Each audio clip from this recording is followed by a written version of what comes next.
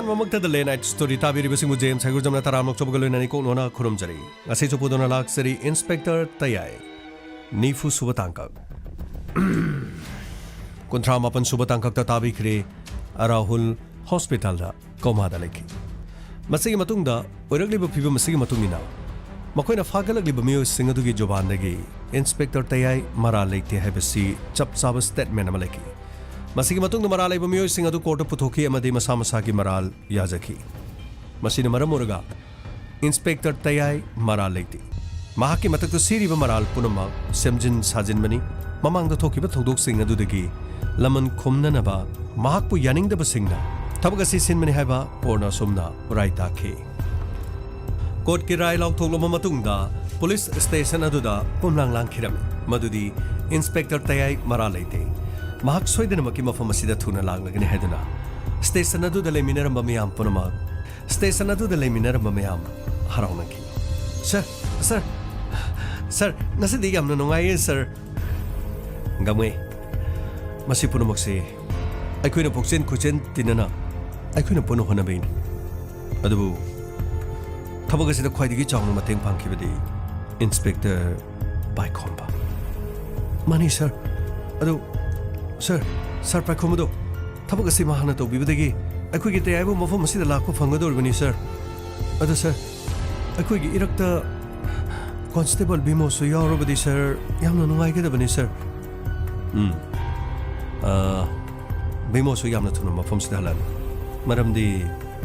Case असिदगी बिमोगी मतकदा थमलंबा suspension दो खरा तेंसिनगदौरे मरमदी सनाबु किडनैप तौदुना मफम असिदगी मालेम अमदी महाके कांगुना फादना पोकिबो अथुबु मतमना महाकसु सस्पेंशन हंगलबा याना सर अदुदी यामना नुंगाइबो वफमनि सर वफम असे अखुगी सर तेयादि खंगलमगदर सर हौजुमकिदि गंगाई वफम असे महाक तारमदबसु अदुबु सोइदनमकी कोर्ट की हुकुमनिना मैजिस्ट्रेट अमकी खुतांगदा सोइदनमकी जेल अदुदि यौखरगन अखोय हुजि करीमतो वानिंगाय लेथ्रि अदुबु सर अखुगी कांस्टेबल राहुल की फिबमदि सर चुमी गांगाई राहुल की दम खनमदन वानि अदुबु गांगाई राहुल की दि महाकिने हाबद कनामत लेरमथ्रि हाइबदि सर करिगी मागी मरि मता अमत लेतब्र सर गांगाई अैना मतोले खलबदि अैंगोंदगी हेना खुदोंग चादब थेंगनै हाबद मसिगी ताइबंग असिदा राहुल की हाबद कनासु लेथि महाकी ममा महाकी अपोपा मतम अमद लेरम हौजि मागी दमक्तनि हारबदि महाकी अपोपना थमम युमफमदो अदु खतंगने क्रीडा सर अदु राहुल दी अखोनि येंगबद सर यामना नुंगाय याय फम मचामसु मानबनि सर चुमे अैसु खले महाना लांगनिबा महाना तोरिबो मोम तोदुदा नुंगाय याय फबा इना केरा खुनबा मगी मुंग मनुंगी मिमा अदुबो महाना अवाफमदा तारबसदा हॉस्पिटल मागिने हाइबा तुंगदा कनासु लेपिनबा लैथि सर अदुदी यामना नुंगायते सर अदुदी सर मागी अनाय की बिसास्ती कनाना पुथोकद्रा सर गांगमै राहुल यामना सिंगबा मिनी महाक मसाना हेल्थ इंश्योरेंस अनि यावरम मसिना मरम ओरगा महाकी अना लायेंगबदा चंगनिबा पैसासे कनागुम्बा मगी मतेंगना महाक पो लायेंगबा नथे महाकना यावजरम इंश्योरेंस अदुना हॉस्पिटल अदुसु दुम कवर तोरम यामना सिंगबा ngang अवाबा मीना अवाबगी मसक खंगे हाबदु महाकी मोम मतोदुदा इरांग लांगगा अखुनदि लाना खलुबन अदुबु महाक्ति अखुइदगी हेना बुदि लोकसिंग यामना कन्म मी ओइ लेरम अंगकपनि हॉस्पिटल अदुदु चंगलिबा सेंथोम अदु हौजु फावबा महाकना यावरिबा इंश्योरेंस तो अनि यावबगी मनुंगदा अमदुगी तंखाइ फावबा यौथ्रि राहुल न खोइदा परा मतमदि अखुइ नोमदि सोइदना अवाना तागनि अवाना तारकांद खोइबु कनाना लायेंबिगदगे हाबसे महाक यामना मुना खंग एनीवे ngasi यामना नुंगाइबा नुमि राहुल दंग लेरमलबदि अखोइ काहेना लांगबा याबदि अदुबने इंस्पेक्टर तयाय लांगबा मतुंगदा राहुल फगलगा अखोइ नोमा पुना लांगसिनेको सर अदुगिदि करिसु काइबा लैदिदा सर अदुबु सर इंस्पेक्टर तयाई सोयदना थादोक्लगनी खनबदा सर यामना नुंगाइबा फावे सर असुमना स्टेशन अदुदा पोमलांग लांग अमरोमदा कोर्ट के हुकुम अदु इंस्पेक्टर तयाईना लेरिबा जेल अदुदा यौखी कोर्ट के हुकुम मतुंगिना इंस्पेक्टर तयाई जेल लगी थोबा ताके अमदी महाकी मफी मरो लोइसिंदुना जेल अदुदगी थोरुकनबा सेम साकी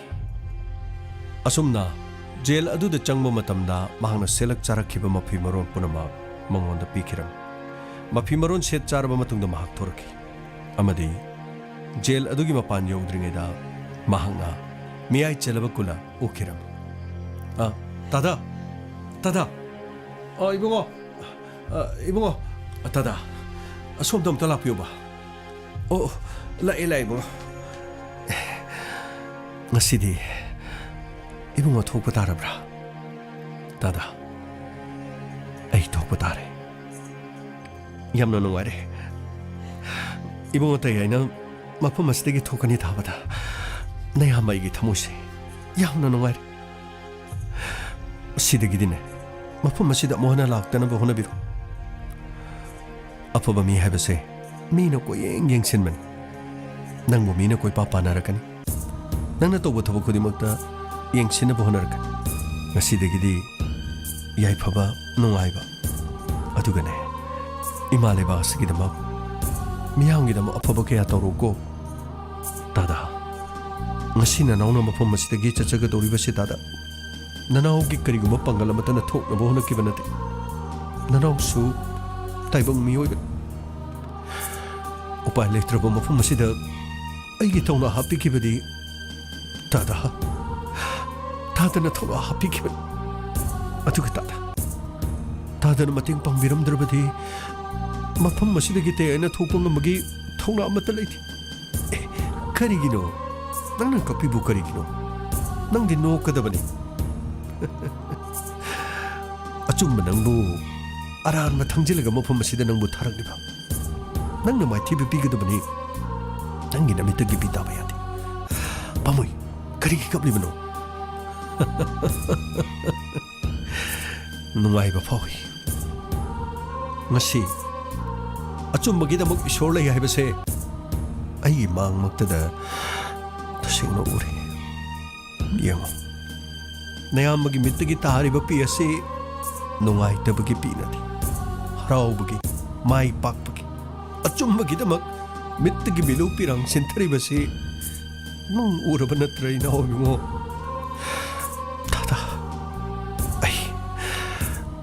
तादगी लमन यामना थोले तादबो मफम असिदगी नंदुना लोथोकने तादलांदे हाबसे तयाइना सोइदन ओटकने इनोइबुंगो आइदि मफम असिदा दुमक लैबनबो हेना नुंगाइरेद मफम असिदगी थोखरगा आइबु कनाना चाक चकोम अमा पिजगन नुंसिरबै चादो महाकी मसकसु खंगनिंग अदुबु मागी मसक अदु हौजिक उरबसु मांगदा लेपनबसु आइनदि खंबा ngamnaroine ibungo tada matugidamukti karimda khanbiron mafam asida natrabasu tada adongi chanupana adongi mangda leplaga pabung nachana lan khiba ngaktani haiduna nongmadi soidana ina haihangani tada achumba haibase mai pakmani करीम तनिंग बिगनो तादना होखिब चही कया से मफम असिद वाना खांगले अदुबु तादा हौजिदि तादगी नोकदब मतमने फरे S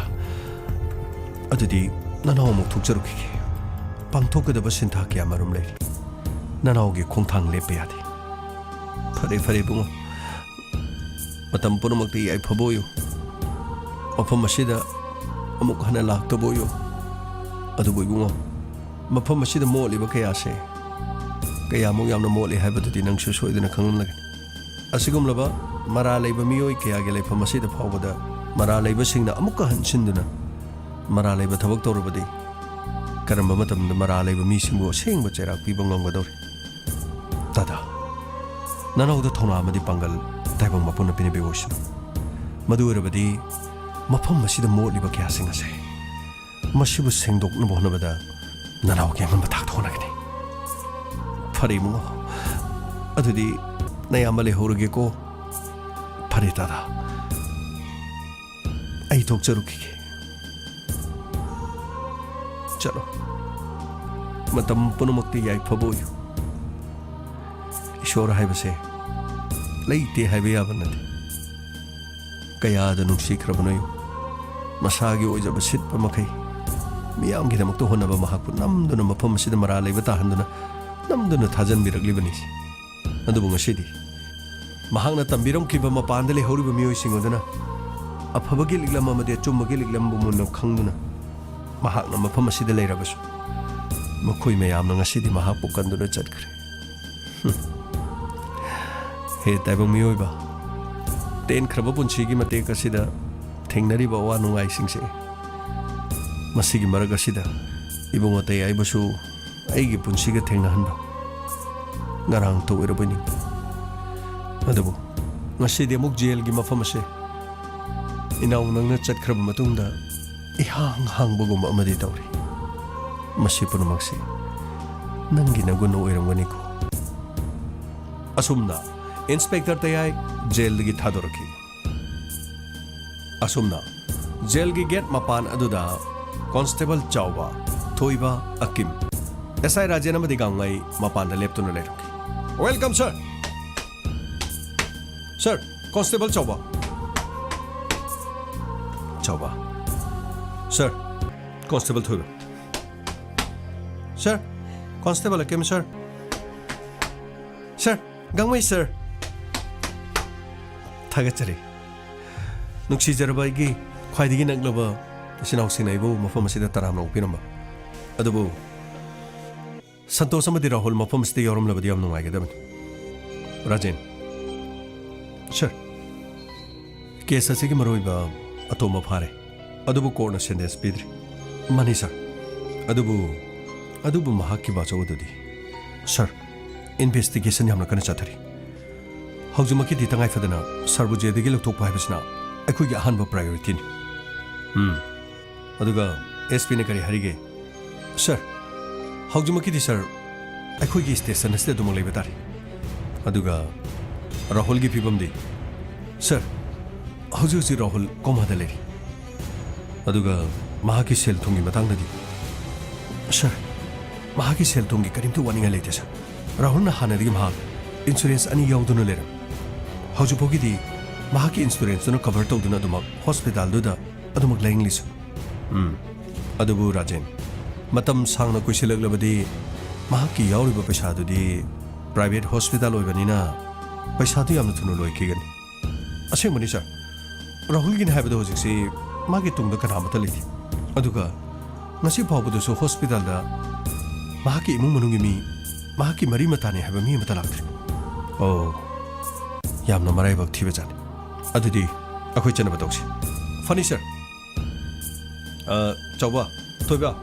okay sir अदुदी station फावबदं योमिना रुसिनिको फगनी सर असुमना इंस्पेक्टर तयाई महक थादोरकी अमदी स्टेशन द महक लाकी लोइनना चौबा थोइबा अमदी अकिम असुमना अतोप स्टेशन दगी इंस्पेक्टर तयाई थादोकनी ताबदगी मखोई मफम अदुदा लाकी असुमना इंस्पेक्टर तयाईना महकी काद कोक्सिंदुना मखोई का करिगुम वाफम खरा तानार मसिगी मतुंगा अतोमगी मचिंदगी चेनरिबा महकी बाचौ Haridas alias Dhananjay Yumda police laki.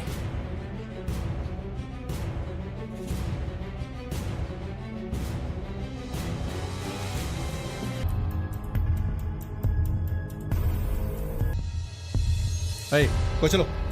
Maning singdolo go chalo. Imong asli gi chen thoro pokodi mo phana mo nagadam. Oh, welcome, Inspector Tayai. Lengchin biro. Mr. Dhananjay, Elias Haridas. Chana batausi. Ai mapam sida phambala kana. Thoki batok duk singa se. Nangi na chana pagi machinda ki nangi plan ga tane haba khanga ban. Nati. Inspector, madugi wafam do. Yamna aran wafam. हायरिबा ngang adudi aigi fatraba inaw nupadugi machan aduga aigi inaw nupana aigi ichana pabu matam punamakta lana lamjing nabagidam hone nakoi ngasi bobuda leikidaba aigi chano padugi nakoi da ina wama hairako tabrane aigi chano pado aina pokchaban yes mahaki maralge matungina sigiba matamda Dhananjoyna kariguma mat hairamo mado ichano pagi marani khanna mimang de ikai jaribin aduga inspector te Haridas Elias Dhananjoy ai isamakse laipak miyam gi seba tawge haiduna kathokpaga loina namatam ponomakto kong thangjenduna leribin kairo lekai ai gi kendra sida koichat chattuna hong mafam asida ai suraj niti gi platform ama sagalibin icha phatabado madu aigi raibakin adubu inspector icha phatraga ibu aibu khongkha da chingthraga uful wai khongum na khanbadi aingoda tawun thokiba thawdoga da Dhananjay kari chena balebage ai isamang na tokibagi evidence puthobirong Mr. Dhananjay adongge wafam da court khombi haujigidi khathunam ta lingna batoksi oh ai sinamduna mafam asidagi nakoina phaduna pudabi yade bisini mathang ai bholek padori lekai lamda masidi jalloge sini ne ai bu vote tamai thine na bagi dama masi honage sini ne no Mr. Dhananjay adugu mamata leiti bholek ke harbe so dumle pio kaaba madi kada ba haibadudi adomna lekodam nat mafam masida leiba dongi kendra gi prajana lekodam maduga khoiga karimte hiram mari lena de lengna batokse adongi chanapagi jobandagi adomu tangai fadana khone arrest tok doba yadavan inspector adurabadi aibu phabagi warrant atu putro aibu phabagi arrest warrant putro ush thawai daba kari sunataba phatraba aigi naw nu pagi macha aduna mana karino khara haijalaga aibu badanam tobu yabro maga iga lanthum senadana inakibagi che changni ne hey nokai tabra sir silai jare sa yengose Shigi Chesio Aigi Lantum Punamak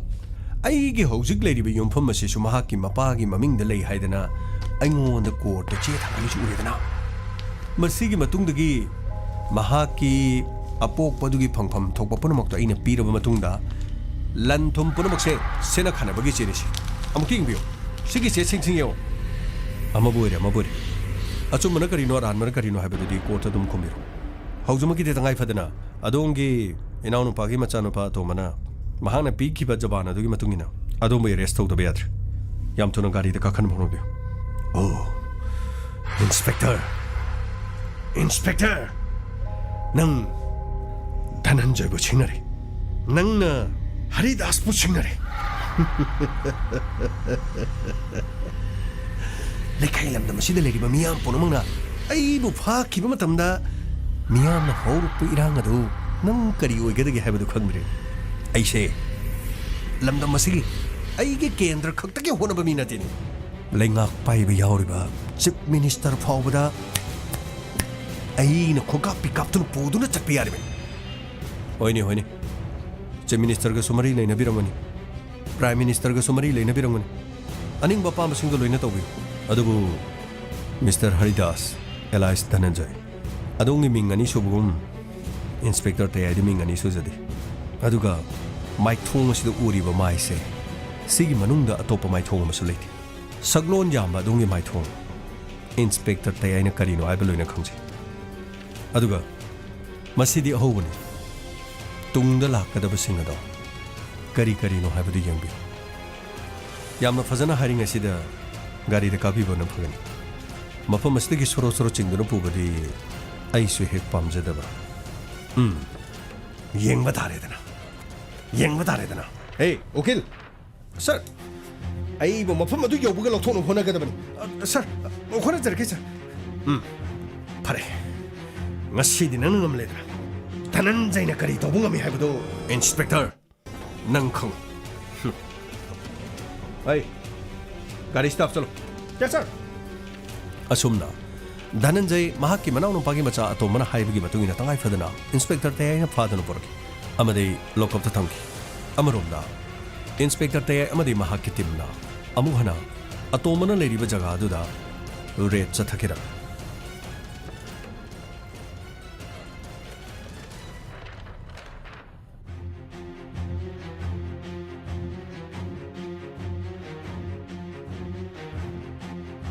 Hey, mahaki farm asida leiriba sang khudimokto loina sang. Tabra? Yes sir. Adugane charugi ku macha macha leiribsingdo adu fawba sidolaga mafam adu khulai lebriyo. Farm ga toksinnaradana. Mafam asidana ayuk nungthindana yata dana leiraga numidangi matamda hugalaga phattaba lichat chatpa. Sir, sir. Sigi boxing biyo sir. Sida Sir, siam tiang bisa. Sir, nung may maru nga tani sir. What? Sukyam laba nung may maru. Ay, nung may maru sila iraban ina. Maru si happy aba nung may soy dan lirang. Kway titiyo. Pani sir? Sir, sir. Sida ina sir, nung may lere sir. Ay, pazana mapa masila potoro. Adugo pazana masing tiji. Pani sir? Sir, sir, sir, masigi box di sir. Karino WY tablet haibro karino sir. Madugi guli do mali sir. Gamay. Good job. Masini WY tablet haibro. Sir. Sir. Masina taba kato da topa box karasole hoy sir. Yam tuno potoro. Mafu madu de ledi ba polam amata. Lemna thaba yadi. Yauri ba singa do karino haiduna ning tijana potoro. Rajen. Yes sir. Press ki mi singo mafam asida gi phari basing ase on the spot press ki mi yaur ga mafam asida video amadi photo ka phanga dabani ai khoina semjin sajin ba thabang nate mafam asida gi chapchana phai hebdu khonghan ga dabani. Yes sir. Phatta ba thabak toba lebak kasi mang na ba thabak toba asumna atomana leri ba farm aduda khoju khulai number 4 nomai maru aini yada ba polom kya marum phangki. Masigi matungda press media ge miyo sing kauduna mafam adugi phagali ba polom kaya marum press ki miyo sing da utkhiram. Masigi matungda gari ama thaujalaki. Amadi gari adugi max ublaga topi awang ba upa overcoat amuba lipenu pa ama kakum tharki. Game. Sir. Kanano changai sidi. Sir. Mahak Atay kanaso nate sir. Sir gi punchi kanabo hona bada mateng khwai digi chawno pangkiba CID inspector Paikhomba ne sir. Oh. Paikhomba. Sir Paikhomba. Nana gi punchi bu kan bibu gi dama. Aina thagachan. Sir. Masidi ai gi topom thopani. Sir na ngasi mafam masida tekta kaidana. Sir gi thabak to bu jabada yamna nuai ba phau sir. Sir Paikhomba. Adungi laman punchi supa thai haina singbo ngamlo. Sir bu hanana thagachari. Sir. Ngasi adungi mangda lepchari ba Inspector Paikhomba. Ngasi adungi mangda lep pangamjari ba Paikhomba. Adomna no bu mapok amapuhan bikibani. Ai bu thagat bigan. Nungsi jaraba adungi personal khudimona choba daita lawkibanan. Aigidi mafam taksaba khaktani. Makoi su yamna kan honabadagi mafam asibang makoi location oiduna lakhiban. Adubu misunderstanding amadagi makoi ga igamungna ba pawba thoki. Yamna ngaijari Sir Paikhomba. Adungi tobimal punchi su pa kaujaroi. Iramdam sanale pakasdigi asiguma phatraba kyase. Maru phangna muthana honabada chapchaba thodangodi yaminasi. Sir. Lebak asidi yamna luba lebak amani sir. Afaba tawba yadi. Chingthagadabagi honaduna le. Lamjen thoiba su yadi. Khobak khubina ba leiti. Mai pakpa su yadi. Harau bina ba leiti. Ning tamba su yadi. Joli thangli ba punsi sing aduna wailau lau na bone duna le. Atom ba singu namthaduna angam ba singi khongyada matam punamakta layu hai ba sini sir. Laira ba sing dinungai ba yadi. Na khoi di laira bani. Na khoi di ton thaduna sub thaduna aduma minai gi punsi gomni hingadabani. Nungai badi ai khoina nungai gadabani. Nungai gai phaba lan thum leiba watta pada bai khoina nungai gadabani. Tolaba tarba na khoi di nungai ba yadi. Na khoi di nam thaduna thanggadabani. Khajitang mayol chongkalapada kan thatpagi hainabi lamdam masida lei. Sir, achum bagi damak leplak po Paikhomba mai thiki. Lai khatak. Chahi kaya phatraba makhoi gi ꯀꯩꯁꯨꯝ ꯆꯪꯗ ꯂꯩꯈꯤ ꯑꯗꯨꯕꯨ ꯊꯕꯛ ꯇꯧꯕꯒꯤ ꯃꯇꯝ ꯂꯣꯏꯒꯗꯧꯔꯕ ꯃꯇꯝ ꯈꯔꯁꯤꯗ ꯏꯁꯥꯒꯤ ꯊꯧꯗꯥꯡ ꯄꯤꯕꯤꯗꯨꯅ ꯑꯩꯕꯨ ꯑꯅꯧꯕ ꯃꯄꯣꯛ ꯑꯃꯗ ꯄꯤꯕꯤꯔꯒ ꯑꯩꯅ ꯉꯁꯤ ꯁꯔꯒꯤ ꯃꯇꯦꯡ ꯄꯥꯡꯕ ꯈꯔ ꯉꯝꯖꯕꯁꯤꯗꯤ ꯁꯔ ꯑꯩ ꯄꯣꯛꯄꯒꯤ ꯃꯍꯩ ꯌꯥꯜꯂꯦ ꯁꯔ ꯑꯩ ꯄꯣꯛꯄꯒꯤ ꯃꯍꯩ ꯌꯥꯜꯂꯦ ꯁꯔ ꯁꯔ ꯄꯥꯏꯈꯣꯝꯕ ꯑꯆꯨꯝꯕꯅꯤ ꯑꯗꯣꯝꯅ ꯍꯥꯏꯕꯤꯔꯤꯕ ꯄꯨꯝꯅꯃꯛ ꯑꯗꯨꯕꯨ ꯉꯁꯤ ꯑꯩꯈꯣꯏꯅ ꯍꯣꯠꯅꯔꯤꯕꯁꯤꯗꯤ ꯃꯤꯌꯥꯝꯃꯥꯡꯗ ꯀꯣꯛꯈꯠꯂꯒ ꯑꯩꯈꯣꯏꯅ ꯇꯧꯔꯤꯕ ꯊꯕꯛ ꯑꯁꯤꯒꯤꯗꯃꯛ ꯈꯨꯕꯥꯛ ꯄ꯭ꯔꯣꯛ ꯄ꯭ꯔꯣꯛ ꯈꯨꯗꯨꯅ ꯃꯅꯥ ꯄꯤꯅꯅꯕꯒꯤꯗꯃꯛ ꯅꯠꯇꯦ ꯃꯥꯂꯦꯝ ꯑꯁꯤꯗ ꯂꯩꯔꯤꯕ ꯃꯤꯑꯣꯏꯁꯤꯡ ꯃꯁꯥ ꯃꯁꯥꯒꯤ ꯐꯨꯔꯨꯞꯁꯤꯡ ꯃꯤꯌꯥꯝꯅ ꯃꯁꯛ ꯇꯥꯛꯅꯅꯕꯒꯤ ꯍꯣꯠꯅꯈ꯭ꯔꯕ ꯃꯇꯝ ꯑꯁꯤꯗ ꯑꯩꯈꯣꯏ ꯈꯔꯅ ꯑꯩꯈꯣꯏ ꯃꯁꯦꯟ ꯑꯣꯟꯁꯤꯟꯅꯗꯨꯅ ꯀꯛ ꯌꯦꯡꯁꯤꯟꯅꯗꯨꯅ ꯃꯥꯅ ꯍꯦꯟꯒꯠꯈꯤꯕ ꯇꯥꯔꯦ ꯃꯥꯅ ꯍꯦꯟꯈꯤꯕ ꯇꯥꯔꯦ ꯃꯥꯅ ꯃꯊꯛ ꯊꯪꯈꯤꯕ ꯇꯥꯔꯦ ꯍꯥꯏꯗꯨꯅ ꯑꯩꯈꯣꯏ ꯃꯁꯦꯟ ꯆꯤꯡꯊꯗꯨꯅ ꯃꯈꯥꯗ ꯊꯝꯅꯕꯒꯤ ꯍꯣꯠꯅꯗꯨꯅ ꯂꯩ ꯀꯔꯤꯒꯤꯗꯃꯛꯇ ꯏꯁꯥꯅ ꯏꯁꯥꯕꯨ ꯃꯁꯛ ꯈꯪꯗꯕ ꯏꯁꯥꯅ ꯏꯁꯥꯕꯨ ꯏꯁꯥꯒꯤ ꯐꯨꯔꯨꯞꯄꯨ ꯅꯨꯡꯁꯤꯕ ꯉꯝꯗꯕ ꯑꯃꯒ ꯑꯃꯒ ꯅꯨꯡꯁꯤꯅꯗꯨꯅ ꯂꯝꯗꯝ ꯑꯁꯤꯗ ꯂꯩꯃꯤꯟꯅꯔꯤꯕ ꯆꯤꯡꯃꯤ ꯇꯝꯃꯤ ꯑꯃꯗꯤ ꯂꯩꯃꯤꯟꯅꯔꯤꯕ ꯐꯨꯔꯨꯞꯆꯥ ꯀꯌꯥ ꯄꯨꯝꯅꯃꯛꯄꯨ ꯄꯥꯡꯒꯟ ꯀꯟꯈ꯭ꯔꯒꯅꯤ ꯍꯥꯏꯗꯨꯅ ꯑꯃꯒ ꯑꯃꯒ ꯑꯁꯦꯡꯕ ꯑꯃꯗꯤ ꯑꯃꯥꯡꯕꯒꯤ ꯆꯠꯅꯕꯤ ꯀꯌꯥ ꯈꯥꯏꯗꯣꯛꯇꯨꯅ ꯂꯝꯗꯝ ꯑꯁꯤꯗ ꯂꯩꯃꯤꯟꯅꯔꯤꯕ ꯂꯝꯗꯝ ꯑꯁꯤꯗ ꯃꯈꯣꯏ ꯃꯁꯦꯟ ꯅꯨꯡꯁꯤꯅꯈ꯭ꯔꯕꯗꯤ ꯅꯣꯡꯃꯗꯤ ꯁꯣꯏꯗꯅꯃꯛꯀꯤ ꯃꯥꯂꯦꯝ ꯑꯁꯤꯗ ꯃꯁꯛ ꯇꯥꯛꯂꯛꯀꯅꯤ ꯈꯟꯗꯨꯅ ꯃꯈꯣꯏ ꯑꯃꯒ ꯑꯃꯒ ꯅꯨꯡꯁꯤꯅꯗꯅꯕꯒꯤ ꯌꯦꯡꯊꯤꯅꯅꯕꯒꯤꯗꯃꯛ ꯀꯅꯥꯅ ꯁꯤꯜꯂꯤꯕ ꯂꯥꯏꯔꯤꯛ ꯂꯥꯏꯁꯨ ꯍꯩꯔꯕ ꯃꯇꯤꯛ ꯆꯥꯔꯕ ꯃꯤ ꯀꯌꯥꯅ ꯂꯩꯄꯥꯛ ꯑꯁꯤꯒꯤ ꯕ꯭ꯌꯨꯔꯣꯀ꯭ꯔꯦꯠꯀꯤ ꯐꯝꯐꯝꯁꯤꯡꯗ ꯐꯝꯗꯨꯅ ꯑꯣꯐꯤꯁꯔ ꯀꯌꯥ ꯑꯣꯏꯗꯨꯅ ꯂꯩꯔꯤ ꯑꯗꯨꯕꯨ ꯆꯝꯖꯈ꯭ꯔꯕ प्रजासिंग असिदा सेलगी लांगद थोंदुना भोट माई पाख्रगा अचौब ब्यूरोक्रेट ऑफिसरसिंग अदुबु मखोइगी खोंखादा चिंगथदुना सिजनबा ngमसे लेबाक असिदा लेरिबा चोसाकसिंग असिनि अदुगा यमबियो अदुगा लमदम असिदा चथरिबा निशा लरोनबगी मथांगदि यमबियो करिगिदमत लमदम असिदा निशा मथप ngमद्रिबा ड्राई स्टेट अमनि हारगा इंडिया गी मनुंगदा ख्वाइदगी अनि सुबा यु थकपा लेबाक अमा ओरिबा मरम करिगी यु गी अथिंगबा लेरिबा लेबाक अमदा करिगिदमत अनि सुबा स्टेट ओइबगी मरम असिगुमदी लमदम असिदा लेरिबा मिपुम खुदुमना खंथबा ngमदे खजिक्तंग सोइखिबा लानखिबदना नांगबीगदबा चेबीगदबना मसिंग लांगमदरनि अचुमनि sir ngasi mafam asidagi phariba polom kyasiga aduga hanadigi phajinduna leraba tumba ngasidagi matam kya lerga phariba polom singasi chapchana sel tawduna thomkhrabasu sir aigi thamoidu wajaba madi sir paikomba karino dongi thamoidu wajaba haibadi sir wajaba haibabu ngasi mafam asidagi phariba polom singasi lupa crore kaya gi pharabasu prosecution na chapchaba witness puthopong amde haiduna मखुइबु मरा लेते हैना लौथोक्रबदि करी तोबिगनि sir पाइखोंबा होनजरिबा पुनमक मना लौनननबगि दमंगनाति अदुबु करिगुम दुमना हायरगलबदि आइगिदि लाइबक फबो ओइगनि मरा लेबबु मरा लेते हैना लौथोरगलबदि आइगिदि अहिंग the गारी थोंहन मदाबनि सर अदुमु हनना इखाइ खोमन जबु चरि सर पाइखोंबा सरबसु थागचरी सर अंगासा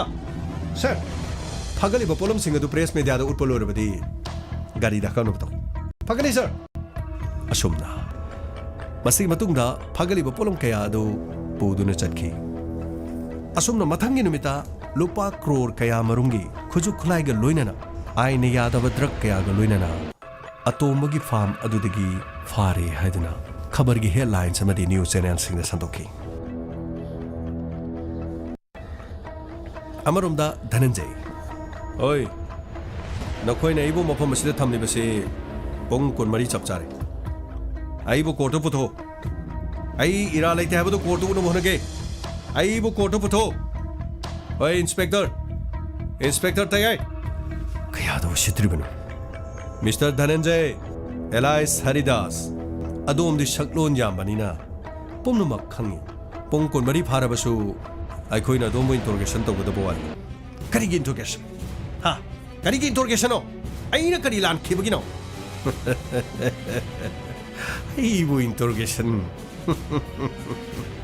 ए पेक खरबा करिसु लेतबा इंस्पेक्टर नंगुमना हरिदास आइबो सिंगनबो होनगनो अरे मदमांगदनो तोकनी अईगी इचासिंग फत्तबा अईगी नाउनुपा फत्तबगी अईंगोंद करिगिदमक चराक्पिगदोरिबनो मिस्टर हरिदास सन फारबदी सनबु थीबताबन अदुगा हुई ngawrabsu हुईबु थीबताबन नंगी नचा अमदि नाउनुपा फत्तबदो मदु अखोइगी राल नथि मदो नंगना खांजब ताबन मदु पुनमक नंगी नराइबकनि वा यामना चबेंग चबेंग गांगनो फै नखोइ निंगमरा ऐ निंगमरा हाइबदि येंग बतारे सर अमता संजरके सर वकील साहब संजबिरो सर सिगी चीज अमता येंबियो sir mister Haridas alias Dhananjay की बेल दा ओके नखोइ कना कना ले लॉकअप से थोंगांगो सेंजाव पाइबसे मुत थादोको असेम तो थोलो हागनी sir थोकसे थोकसे थोकसे थोकसे 아이나 하이드로 아이분은 거의나 파진도는 탐문가 뭐 하이드나 에이 오킬 sir 그리기는 아이부 뿡꾼 말이 장할리버세 sir 나랑디 노마이징 오이키베나 sir 코트 수티 오이베나 마람 오이드나 코트 수티 오이르버수 아이기는 목도 디제도 일로게 하드로 sir 노마이징데디 우파이 레티에 sir inspector चलो खीगने मिस्टर हरिदास एलाइस धनंजय अदोम मफम की चलीबसी अदोम पुंसी चुपकी थादोगले हाइना खनगन तंगाई फदना बेल दने दोना थोइबसी अखोइना चिंगनरबदी नाहाको कोक्सनिंग मतमदा मफम स कुसनबे अदुगा अथुबु मतमदा पुलिस स्टेशन सिदा अदोंगी इंटरोगेशन अमदिले ए इंस्पेक्टर मदुदी नंगी नमंग द फबु मंग 시드기디 धनंजय कनानो हाइबदो सोइदना ताक चलो खीगे ꯆꯞ evidence ꯐꯪꯗꯕꯒꯤꯗꯃꯛ ꯃꯁꯤꯒꯨꯝꯕ ꯀꯌꯥꯁꯤꯅ ꯂꯩꯕꯥꯛ ꯑꯁꯤꯗ ꯍꯤꯡꯗꯨꯅ ꯂꯩꯔꯕꯗꯤ ꯑꯩ ꯅꯠꯇ꯭ꯔꯕꯁꯨ ꯑꯩꯒꯨꯝꯕ ꯀꯌꯥ ꯃꯤꯆꯝ ꯀꯌꯥ ꯂꯝꯗꯝ ꯑꯁꯤꯗ ꯂꯩꯔꯤꯕ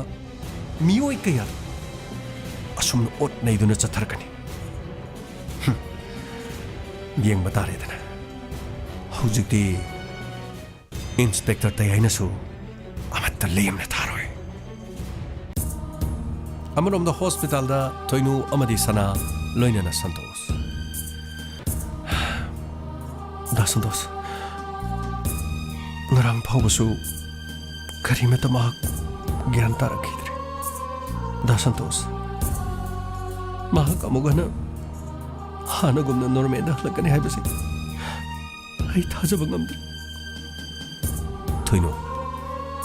पुनिंग अदुमाइना सोंथकिनो लाइरबगेसु लाइ लೈ हाइबदन करिनो मदि सोइदना थोलनिदना यंगमिनसे करि लाकदगे हाइबदो नुंगाइबा पावमना एखोगी सरते आइसु जेलदगी थोरक्तुना थबक तौबा होग्रे मरि लेनबा कयासु फागतख्रे अदुबो राहुल सिदंग सोय ngam यावरमद्रबदी एखोइसु मफम अदुदा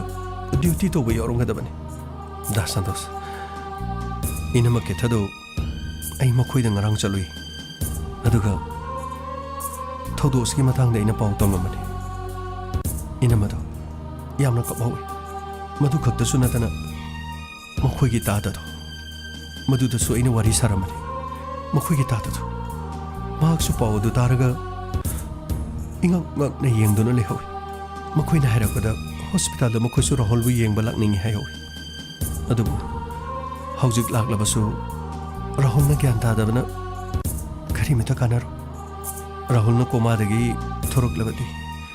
मदुगी मतमदा पाउ हाइरके हाइदुना अइना हाइरमन यामना फरे थनु मखोइसु खंगबा फै अदु दा संतोष माना आईसीयू द लेबदुबु मागी मसकदो अखोइना उजबा यारोइद्रो थोइनो ngasi nungtil pung ani tharakpadadi मखोइ अतोपा आईसीयू मदो होंगनी हाई हारिबा आईसीयू दुगिदी इमुंग मनुंगना येंगननबगिदमक अखोइना मपानदा लेरगा महाकु येंगबा यागनी हाई दा संतोष असेंगबरो माने मपानदगिदी अखोइना उगनी अदुबु अखोइना कपसनबा लौसनबदी याथे फरे दा संतोष अदुदी पुंग अनि दि तागदोरी मागी मसक्तु यामना उनिंगे अमति येंगुसिरा येंगुसे लाओ सना चंगसे हई दा संतोष हानाकी मतांगसे यामना नुंगाइथि अैगी इता थोइनुसे राहुल की ममिंग पनबे यादबन अदुबु मागी मतौसे अैसु येंबा ngamdri लो चंगगा येंगुसि लो अै मखोइगी सेनरिबा मिसिंगदा हाना याबा लोगेको अदुगा अैना हारबा मतुंगदा मफम असिदा असिगी बॉक्स अमदा लेरिबा मोजा सिंगसे अखोइना तोंगिबा खुंगप सिंग असिगी मथक्ता मोजा सिंग असे तोंसिंगदबन अदुगा मनुंगदा चंगगने मिंगसेल ओरिबा जगह असिगी मपानदगी लेपगी येंगदबन अै मखोइदगी हाना याबा लोखिगेको फानिदा संतोष सना अै राहुल ने तौरीबसे करिनो अै खंगद्रे अैगी फमदा मांगना चलिबा पाखुंगसिबु करम्बा पाखुंगनो असोना तौगदबा ओइरबदि करिगिदम अैखोइगी पुंसिदा मांगना लाखिबा थोइनो सना यारे खितंग थुरो हैरे लो ओ अदगी मोजादो अदे लेबो मोजादो खोमतुगी मथक्ता तोंजलो सोंदा संगो दुगो होय कदाइनो दासंतोष कदाइनो थुइनो मांगदा लेरिबसे राहुल ने नंबु राहुल की मसक खंगद्रबरो दासंतोष मागी मसम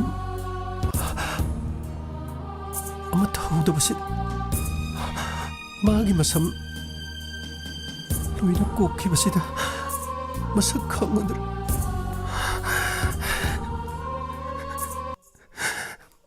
कनादशु येलोय कनादशु हायरोय idom lakpani idom hangani idom lakpani idom hangani कनादशु येलोय कनादशु हायरोय idom lakpani idom hangani idom lakpani idom hangani Rahul नंगना तौरीबदुबु करिनो Rahul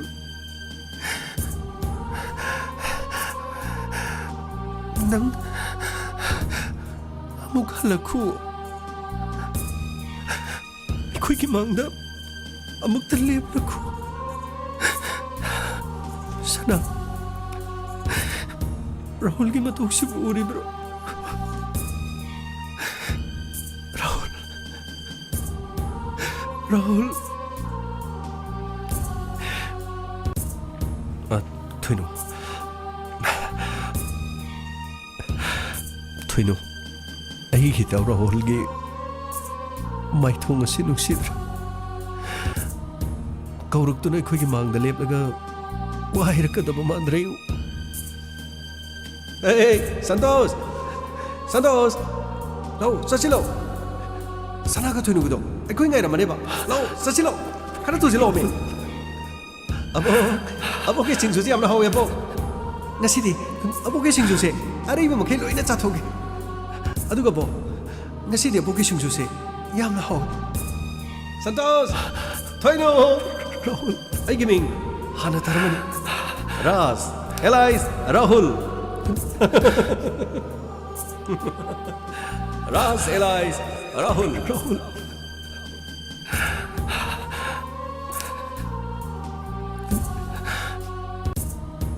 नंगबु फरक्तुना अैखोइगी मांगदा अमुक्तति लेपलखोको राहुल कनादशु येलोय कनादशु हायरोय idom lakpani idom hangani idom lakpani idom hangani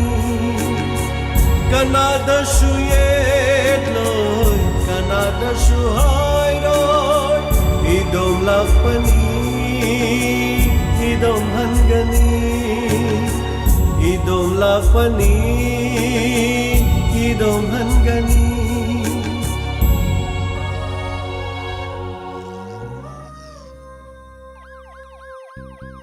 lakle lakle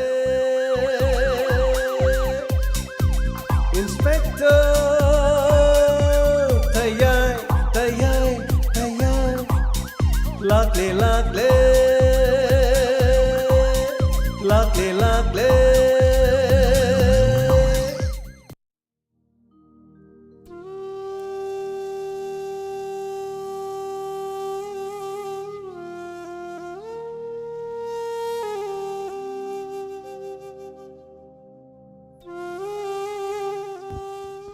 Hanana thagacharing asigi Inspector Tayay Nifu Shobatangka Tabiribusing Loinana Ngasigi winadi crime update Kutong chata bamadagi ngasigi legendary Haying soidana crime update Torom thamjagi Aduga ngasigi masing yamlo busing Torom asida tabiribusing Haninga letana Diamond Radio gi mic edigi hanana thagachari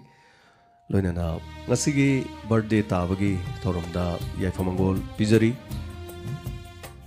Kennison Sharma, B. Kennison Sharma, son of Romeo and Rajeshwari. Loinana Thangjam Mahendra Jit. Hanana Thagachari, Ngasigi Kennison Amadi Mahendra Jit ki Ipong Numit Yai Farbanumida Sigidama, Diamond Radio Gimai Digi Yai Famangol Pizari, Adomadongi Punsidanua Yai Faba, Afaba, Haibadu Oirashanu, Palem Pantaugi, Sagaina Tegi, Sanale Pakasigi. Afaba ngakta tawbo oirashanu haiba wafam se haijari adomadongi punsida nade yaktaba mai pak pangakta oirashanu haina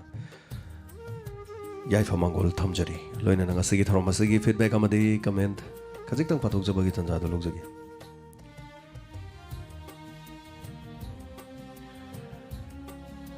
Rosanu thagjari Aziz Khan thagjari Hemchandra Sharma Unity is strength Help other in need. Medical insurance is needed for everyone. Oza James Natapri. Thagachari Hemchandra Sharma. So, yamna kana pijaning base insurance ki matang jisu panjaning dana pan bane aduna. Hemchandra Sharma na haibi siam chomme sir Hemchandra thank you so much. We need insurance. Aduna koi adu haibana tabida koi na su no mi batali base no madi koi pamungi matakte hippa hospital gi mi pamu matakte hippa ji soidram. Aduna medical insurance yaw yam tangai fade aduna yam su yam dru chahi mada policing tara mutang dhangba tara manga kun mutang dhangba madi yaw bungam no ba hona biroga family du dai already aiga ichaga andegi nupiga adum kole icha duna chahi kun mari sutru pawba so sigum basing ji yawsan biredi khudong thim matam da yam ngak thu e so what is the pijari bawa fam simaduni yam singna hai singna Mingo de yet na nabagi da mak hai tare so ma insurance yaurami have so wari da koina pusanjari si so MSS ni so Hemchandra sir na hybirisi am na darka ori bani adana medical insurance is needed for everyone and sakpiri so laisram jiten thagachari inspector ta ngasi mi ham na pamna ba nipu sujilakpa yamno ngai jena takpiri laisram jiten thagachari somna hauki khangau de leptana episode 1 dagina nipu pawsi no makang dana hona jarakpada thorom sikari umma thamda technical way bakra na hai tare soi bakot pakari do badum yawi masagi da mutu bukchel chawna ngak piu soi be yawro so soidat piu achumbarda hapchan biu case goroni tai kaksing oja goroni tai thagachari Rahul Farak Poirasanu inspector tai amadi paikhomba anibu lukhoi sai jau madam Brinda khoi ki drug case amu thigathan se na ta fir anyway thagachari Kenny Zia soibam thagachari Sir James wow na isamaksu wow na ta fir so Hanana thagachari khoi gi maikai de gisu wow hai tare so Rani Bra like sang them thagachari yapa mangol pibiri ngasigi nuksi jeroba birthday tari basingda samlai lapam Roda Sharma asidi wari amna nuksi loiki bana hale na tak pirak padu thokso menjela maral like tab drug lalon ba sing maral like tab drug lalon ba sing sarte aina ahing da gari amuk to tonghan biu hai anyway we is lambi di loi lai hai tare adubu aini ya ba ya da hai tare anyway thagachari me amna phobdu luksan biu Alice Penausa Rahul gi konjel ta badu isasi tu chungi thagachari na ta pire Alice Penau punsida Rahul da tari basigum da sasi ta daba yaw da banate me am hena loin khangi aduna ekoi gi mungi mi gari accident da natraga nomaina pan ba sok pana ba pamung da leiba duga ICU da leiba sigum matam da isa da fawba heart beat madugi pulse to kari oibage se so thengna bi besing ni hena khangadon so aduna siguma naksin amatam da miyamna hena pulning da fawbirongani thagachari laisang them vidya ahing sida kapna tumning ba poktre na takpiri thagachari wari da lupsan bi basigi dama madaga jiban khatri mit pi ta ki ba khonghode ruparani thagachari man raja tamu james rahul si jail manung da leoba ta kulagi macha uhelaga amuktang fahaladi yamna nungai ni na takpiri wari do kitang ani do leikre tongana ma haitare ko adugi so wari soidana kulagi wari lakki doini aduna mai wari tongana leikre aduga shaman umai team yamna fazaba sin amani na tapiri so thank you so much ma asma mk lilong dagi sir thamoi sekhra ingi ngarang di yamna wana ngairak pado na tapiri tamfa happy birthday habire Nauktomba Naurem Inspector Tayai Tabdi Yamna Nungaise Rahul Karatu Napabu Henbiu Tapiri Tagachari Zakaria Oscar Isai Mayaksi Taharaga Yamna Chaina Tapiri Chumani Zakaria Koise Lakmatam de Tandalai Chatpamatam de Tandachakigani Devratas Kisam Rahul Gipunsi Kanmadawari Susu Atom Haying Nunga Mangaiba Wadauri Natapiri Aslam makak sa thagachari puyama chau sing ifam thagachari rahul gi na roibagi dialogue ta bada pi ta ba khangode na takpiri yumlemam celebrity sir warisi kapuri inspector tayai take care na takpiri thagachari kisan laisram thagachari ruparani thagachari ambika thodam thagachari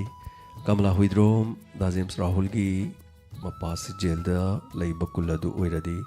rahul gi wari se mai fazagani tapiri wari du manade anyway somgi du di sigre mapadu yu thangmandana sigre na haigraban somda leiri du di magi no pi do hal ubagini haina maran thangjil lokbugini so inspector taya is back so makha lakhini haitare nuksiraba kaya lakhini gangmai gi wari lakhini tongan tongan haitare character sing sige amamam Doina sagat na bohonay hay tari masigi chanavida na Krishnananda Sarma Brahmachari mayum tayay na tori bataba kudima ay full support to jari adubo Constable Rahul si hing lagadi henawari mapung fagadabani na takpiri say si tabada thamoy kahiri Ronika laisang team thagachari Townhousem Romesh ato ko roy biri nilakante ki aduga yangkhom ganesor wari loiki pakhangong de khra sang labadi phadone tapire nasi di hana de ki kitang amuk sang mani sang badi du wari si ki tangkak na haitare taison jabada tayai si hala aga phau tampha wari sana ba phangdri magi ngasai gi thabak tu no lu bani na haitare aduna yamina si matang matang sana sam Amarjit Singh kurai jam joymati thagachari Inspector Tayai Thadopagi Nungai Bida Rahul gi damak pi tare Bigyarani Sogul Sem Thagachari Sogul Sem Newton Sneda Salam Thagachari Punamak ay samjan jare Basanta Laisram Thagachari Toksom Sarat okay Wainam Ibem Cha Thagachari Kosnam Premjoy Kamal Mangang Laisram Jitin Basiruddin MD Thagachari Malathing Baijam Soidani Yamina si wari makhada dum kari wari habadu Alice Penau Oscar Sositra Salam Ruparani Rafiq Ahmad Naubi Mayingbam Sanasam Amarjit Abe Kabita Ton P.I.S Toibi Abem Samulaila Pamroda Sarma Indira Indrani wari si tabi nungai na takpirakpa Ruparani once again Thagachari Panchabati Rahul Sian Biganu sir takpiri Govind Kuman Yamba isay siyamna Nungsi Kanada so hairoi Kanada so yeloi Wahantok Yamna lay hayna takpiri Thagachari may paksing sargi isay loirakpa laurokpagi thamoy siya na takpirakpa Keju Chanu Thagachari Memisa Kaidem Dinesh Sneda Linthoi Lenin थोंबम खाबल खाबा Lenin हाइबा Lenin की Ming लोई समझना the पाबदा मरी मरी समय वरो विरोई सोइबा यावरबसु Michael MM सूरज Alice थागचरी में हम पनमा लोइना मक्की मिंग से पाले रिंग असिगी लोइरा रोय दुना हनना थागचरी मैं हम पनमा चिथौबा यावरगसु हेक मनिंग दगी पाबद लोइरनी हाइबदी सुंगलै लेतरे दुना अन्ना थागचरी ख्वाइ मनिंग दे हु पाजरबद मालेम लाइस्राम बेम जाहिया गोकुल माइते अबे कविता थोइबम मुस्ला पुनमक थागचरी प्रेम कुमार मुतुम नीलजीत दिनेश सरोजिनी राम नो नेम हाइबर माले थागचरी ओकलम रोमा मैं पुनमक थागचरी राफिक अहमद मला पुनमक थागचरी थाइबेमा बैगो बोइनाव साइखोम बोइनाव थागचरी पुनमक अयामबा इस पाजरे बेजो थागचरी रूपारानी हनना थागचरी बिजा अदुगा चरण नो तुट हाइरिब्रा करिनो चिंगांग बम आइना पाबद सोइरा सुंगा पिगने थागचरी रोदासमा सो मैम सेक्शन टेक त काइदना लेबियो मथंग हायेंगे तांका तमु यमिनसी अदुगा सपोर्ट तो बिरिबा थेंग फावद ताबिरिबा सिंग हनना थागचरी रेडियो दा ताबिरिबा सिंग मैम पुमनमक अदुगा खुसेम लाइव ता ताबिरिबा सिंग अदुगा आकाशवाणी विविध भारती एप दा तोंगा तोंगा मफम दा ताबिरिबा सिंग हाइनिंगाइ लेतना थागचरी टेक काइदना मैम पुनमक लेबियो मास्क उप काउबिगनो हैंड सैनिटाइजर सिजनबियो सोशल डिस्टेंसिंग अंगांग मिनासी ताबिरिबा सिंग ममु खना जेम्स हाइगुरजमना खुरुमजरी चलो पुनः हौदोग लुरसी चलो वारेब नसी लौरुरसी मार्क्स उत्रबदी निंसिंग हलसी कोरोना बूथ हिंगलसी मार्क्स उत्रबदी खंगहलसी कोरोना बूथ हिंगलसी चलो अनिंगबा पांगथोगलसी चलो वासक अमा शागलसी चलो पुनंगak थोगिनरसी अनौबा अजुम्बा ओइ हलसी सापुन सिजिनरसी सामथोकनी खुद सा सेंगदोकनी लेपा लेपा येंगनी मार्क्स उत्रबदी निंसिंग हलसी कोरोना बूथिंगनी मसी अनौबा सिंगनबनी अइखोइ पुन्ना मायोग नगदबनी पुंसी असिगी वाजरदी वाफम असि अइखोइ इंगदबनी थीतरुक लापथोगलसी अनौबा खोंग थांग थांगनी मियाम पुंबगी खनगनी मार्क्स उत्रबदी निंसिंग हलसी कोरोना बूथिंगलसी मार्क्स उत्रबदी खंगहलसी कोरोना बूथिंगलसी